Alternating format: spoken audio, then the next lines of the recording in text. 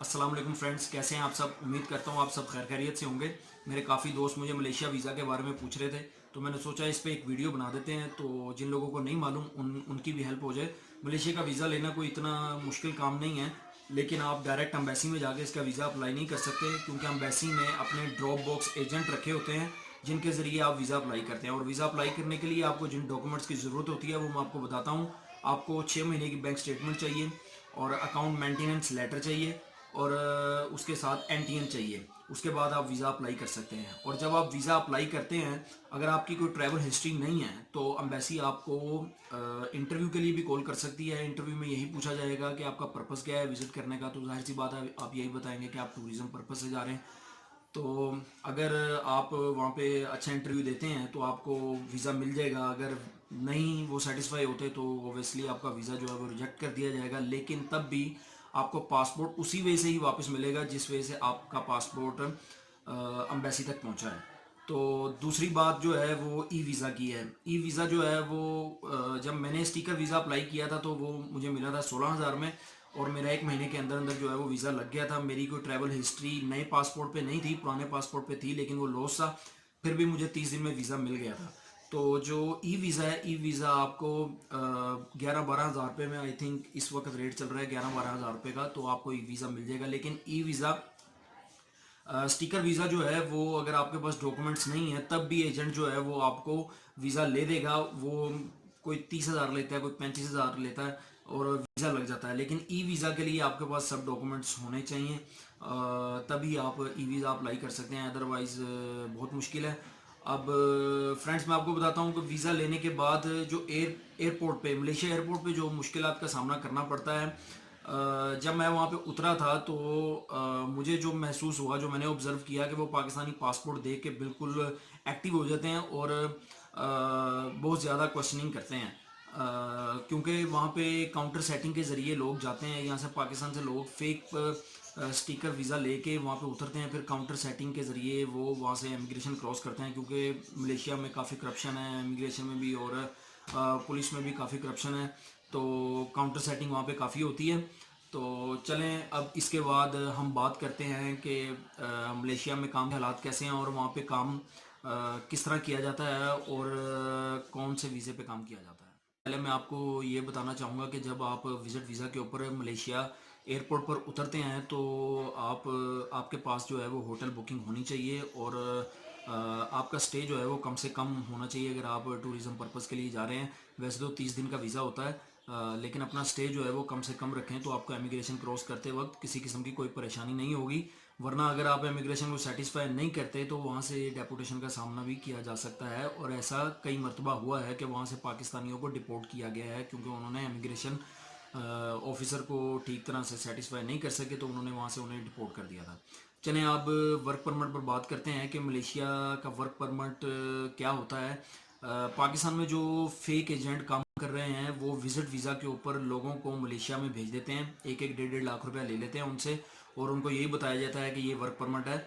और वहाँ जाके वो बेचारे ज़लीलो ख्वार होते हैं, क्योंकि विजिट वीज़ा वर्क परमिट पर कन्वर्ट नहीं हो सकता। यहाँ से लोग, जिन लोगों को नॉलेज नहीं होता, पता नहीं होता, वो बेचारे विजिट वीज़ा के ऊपर यहाँ से मलेशिया चले जाते हैं, और फिर वहाँ जाके वो ख़राब होते हैं, ओवरस्टे हो जाते हैं, इलीगल काम करते हैं। वर्क परमिट जो है वो इसमें डिफरेंस क्या है कि विजिट वीज़ा जो होता है वो 30 दिन का ऊपर ड्यूरेशन लिखा होता है, और जो वर्क परमिट होता है उसके ऊपर कोई ड्यूरेशन नहीं लिखा होता, और वो वीज़ा मलेशिया में जाके फिर कॉलिंग में कन्वर्ट होता है, जिसे वर्क परमिट बोला जाता है, वो कॉलिंग में कन्वर्ट होता है। तो ये तरीकाकार होता है। तो वहाँ पे लोग जो विज़िट वीज़ा पे जाते हैं फिर वो ओवर स्टे हो जाते हैं। वैसे विज़िट वीज़ा जो है वो 1 महीने के लिए वहाँ पे एक्सटेंड हो जाता है, इससे ज़्यादा नहीं होता। उसके बाद वो वर्क परमिट पर भी कन्वर्ट नहीं हो सकता, तो लोग इलीगल होकर काम करते हैं वहाँ पे। पाकिस्तानी मैंने काफ़ी देखे हैं वहाँ पे, और दूसरी कंट्रीज़ के भी लोग मैंने काफ़ी देखे हैं जो वहाँ पे इलीगल होकर काम करते हैं। ज़्यादातर वहाँ पे कंस्ट्रक्शन का काम है, लिफ्टों का काम है, और ये प्लम्बर का काम है। लोग ज़्यादातर दिहाड़ी पे ही काम करते हैं, और दिहाड़ी जो है वहाँ पे डेली 50 से 60 रिंगट के करीब है। तो लोग 1500 रिंगट के करीब अर्न कर लेते हैं एक महीने में। 400-500 वो महीने का अपना ख़र्चा निकाल लेते हैं, और 1000 रिंगट जो है वो उन्हें बच जाता है। तकरीबन जितने भी मैंने वहाँ पे मेरे जो दोस्त थे वो तकरीबन मेरे सामने जितने आए मैंने इसी तरह के लोग देखे हैं वहाँ पे। लेकिन वहाँ पे वीज़ा जो है वो ख़रीदा जाता है, वर्क परमिट जो है वो ख़रीदा जाता है। वो 8 से 10 हज़ार रिंगट खर्च करने पड़ते हैं तब जाके वो आपको वर्क परमिट मिलता है। और उसमें मुख्तलिफ़ कैटेगरीज़ हैं, उसमें अच्छी कैटेगरी भी है, लो कैटेगरी भी है। लेकिन जिस कैटेगरी का वीज़ा है आप उसी उसी प्रोफेशन में काम कर सकते हैं। अगर आप उस प्रोफेशन को छोड़ के किसी और प्रोफेशन में काम करते हैं और पकड़े जाते हैं तो आपको 5,000 दरम का जो है वो 5,000 रिंगट का जो है वो आपको फ़ाइन लगाया जाएगा और आपको डिपोर्ट भी किया जाएगा।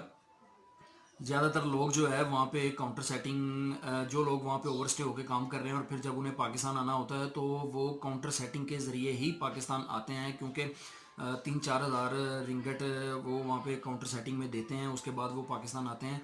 तो मैं कभी भी लीगल एक्टिविटी को प्रमोट नहीं करूँगा। तो कोशिश कीजिए कि आपको नॉलेज होना चाहिए कि आप किस वीज़े पे मलेशिया जा रहे हैं। अगर आप टूरिज़म पर्पज़ के लिए जा रहे हैं तो वो ड्यूरेशन उसके ऊपर वीज़ा के ऊपर लिखा होता है 30 दिन का। और अगर आप वर्क परमिट के लिए जा रहे हैं, काम करने के लिए जा रहे हैं, तो तब भी आपको आइडिया होना चाहिए कि आपके पासपोर्ट के ऊपर जो वीज़ा है ये वर्क वीज़ा है या टूरिस्ट वीज़ा है। तो इन चीज़ों का ख्याल रखिए, क्योंकि एजेंट लोग जो हैं वो बहुत सरगर्म हैं, वो जिन लोगों को नहीं पता चलता उन लोगों को वो चूना लगा देते हैं। तो 1500 से 2000 के करीब जो है ये रिंगट वहाँ पे अर्निंग है, इससे ज़्यादा नहीं है। जो मैंने वहाँ पे ग्राउंड रियलिटी देखी है, मैं वहाँ पे तकरीबन 6-7 दिन रहा हूँ। मेरे साथ मेरा फ्रेंड इमरान भाई और मैं दोनों दोनों ने विज़िट किया था, तो हम लोगों ने तो यही वहाँ पे रियलिटी देखी है। हो सकता है किसी दूसरे का मुझसे अच्छा एक्सपीरियंस हो या उनके पास मुझसे बेहतर नॉलेज हो, लेकिन मैंने वो देखा है, जो मैं वो बता रहा हूँ जो मैंने देखा है। आगे मेरा काम था आप तक इन्फॉर्मेशन पहुंचाना। आगे अच्छी लगी हो तो मेरे चैनल को सब्सक्राइब करें, वीडियो को शेयर करें। और डिस्क्रिप्शन में आपको मेरी मलेशिया सीरीज़ की वीडियोस के लिंक जो हैं वो आपको मिल जाएंगे। आप वहाँ जाके आप मेरी वीडियोस को वॉच कर सकते हैं जो मैंने मलेशिया में बनाई हैं। नेक्स्ट वीडियो में आपको फ़िलीपीन के वीज़ा के बारे में बताऊंगा कि आप फ़िलीपीन का टूरिस्ट वीज़ा कैसे अप्लाई कर सकते हैं। तब तक के लिए दें इजाज़त। अल्लाह हाफ़िज़।